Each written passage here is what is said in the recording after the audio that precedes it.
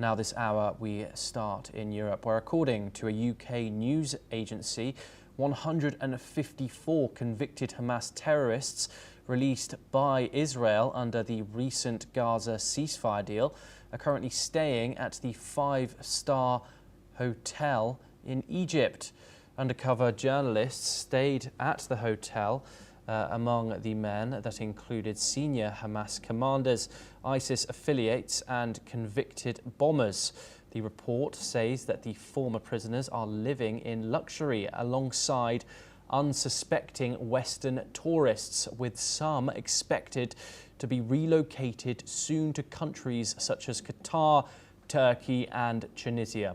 Security experts have warned that allowing these extremists to regroup abroad could pose a renewed global terror threat. The Marriott hotel group has not commented on the claims. Meanwhile, the Israeli government said the releases were necessary to secure the freedom of the last remaining hostages in Gaza.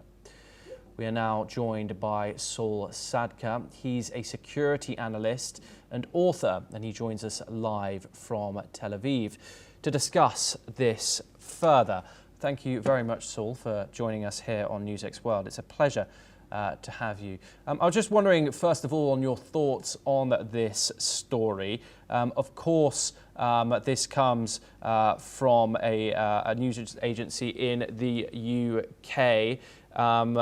The location and purpose are not fully transparent, as we know. And of course, these claims cannot be verified by this news channel. However, the broader implications of some of the sacrifices that Israel, of course, made for the Gaza ceasefire, some of which of the prisoners which Israel released were serving life sentences in Israeli prison for terrorism. In order to release those Israel hostages. How does that feed into the longevity of Donald Trump's plan for peace in the Middle East, given that now these prisoners, some that were arrested for terrorism, are now free to roam the region? Interesting question. Thank you for having me on. I would say that an additional few hundred terrorists, which will be in the Middle East or perhaps even in Europe, is a drop in the bucket to the number of active jihadis who are already currently there. In the UK alone, there are approximately 40,000 suspected jihadis on watch lists, just in the UK. So you're talking around Europe, must be 500,000, with perhaps another 500,000 in Muslim countries and Arab countries around the Middle East region. So a couple of hundred here or there spread around are not posing any particular additional threat, although these are, some of them, battle-hardened, others of them are murderers with blood on their hands. Yet, as you can see, it's really insignificant in terms of the number in total. These all have to be monitored going forward by the local authorities, wherever they will be. The main problem regarding what you asked about Trump's plan is that we have now finished stage one, more or less, right? There's still 13 Israeli bodies held by Hamas, which they're dripping out, and we'll see if that ever comes to an end, or if they will continue to hold on to a few. But even if that is done, stage two of Trump's plan is predicated on Hamas handing over their weapons. And the likelihood of that happening voluntarily is very low. Now, if Hamas don't hand over their weapons, we end up in this permanent limbo stage, which is perfectly fine for Israel and not so much for the Gazan people. And you would imagine also that Donald Trump and his people will also be somewhat disappointed by the fact that their plan is being thwarted by Hamas. And yet I'm not sure that anyone, apart from perhaps the people of Gaza, are going to be disappointed enough with continued Hamas rule over 40% of Gaza that they now control to go in there and fight to get them out. The only people that were previously motivated to do that were, of course, the Israelis. And that was only because the Hamas terrorists were holding on to 20 living hostages and an additional 30 bodies. Remains to be seen if there can be found anyone in the world or any coalition of people willing to disarm Hamas. And that can only be done by force. Okay, Sol, do stay with us as we have some further related developments, this time coming out of the United Nations, where the Agency for Palestinian Refugees has warned of an urgent humanitarian crisis in Gaza ahead of the approaching winter. The UN agency has said that displaced families in the Gaza Strip can face cold temperatures and heavy rainstorms in the coming weeks, with many in desperate need of shelter and supplies. In a recent social media post on X, the UN agency has stressed that crucial winter materials are stored in warehouses in Jordan and Egypt, but they remain blocked from entering Gaza. Access for humanitarian organisations has long been restricted by Israel, including a ban on UNRWA's participation in relief operations. In other developments, the UN Security Council met on Thursday to discuss the situation in Gaza. Israel and Hamas have reiterated their commitment to the US-mediated ceasefire, despite allegations of violations since it took effect on October the 10th. The deal has so far enabled the release of some Israeli hostages in exchange for Palestinian prisoners, the handover of bodies, and also a partial Israeli troop pullback. Okay, Saul joins us once again.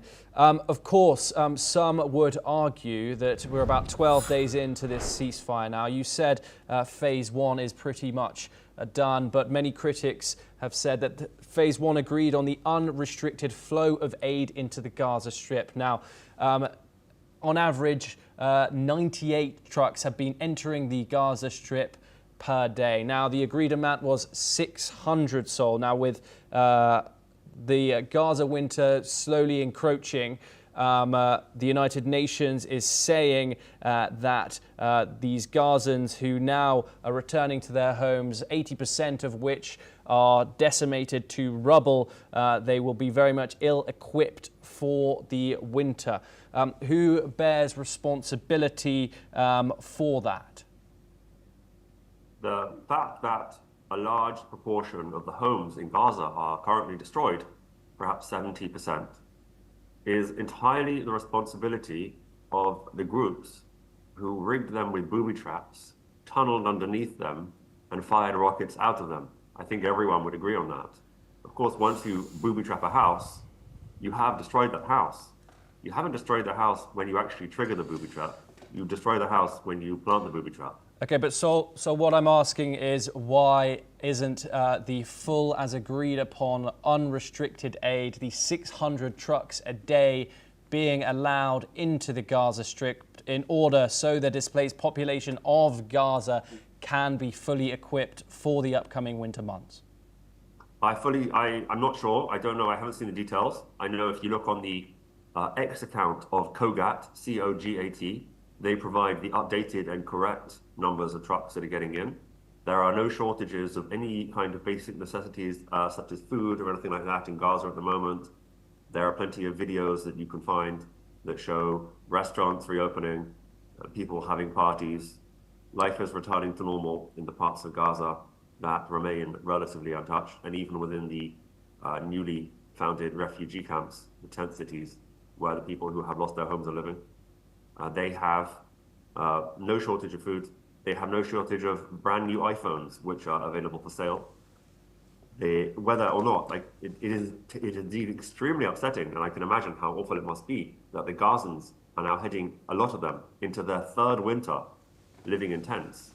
And unfortunately, due to the level of destruction, which just the demolition work and the clearing of the land alone is estimated to be will have to take at least 15 years to clear the land to allow a rebuilding. This is going to be the third winter of perhaps many winters for many of these people. But all of this rests on the heads of the people who started the war, who invaded Israel 2 years ago, for no purpose. They had no chance of winning. Their plan was to simply murder people and take hostages. So there is a ceasefire now, and the agreement, which U.S. President Donald Trump has said that there should be unrestricted aid flow into the Gaza Strip. And I think what UNRWA is saying is that it is unable, given that line has been signed, is that it's unable to deliver those blankets and those necessities to those people, that they can, those people in need can access those goods for those. I fully encourage any requirements that should be fulfilled. I don't know exactly what the details are. I would say that UNRWA are totally unreliable as a source of information. They were themselves complicit in the attacks on October 7th. They educated 2 generations of Gazans into essentially full-on Nazi propaganda, and many, if not most, of the people who attacked Israel and all the Hamas members were educated in UNRWA schools, and they have been shown time and time again over the course of the war to be using false statistics. I don't know if that's true. In any case, Gazans should be given all the aid that is required. Trump himself actually yesterday came out, I think it was Rubio, his Secretary of State, who said absolutely no chance that UNRWA has any future in participating in rebuilding Gaza. Nobody wants UNRWA involved. No one's serious.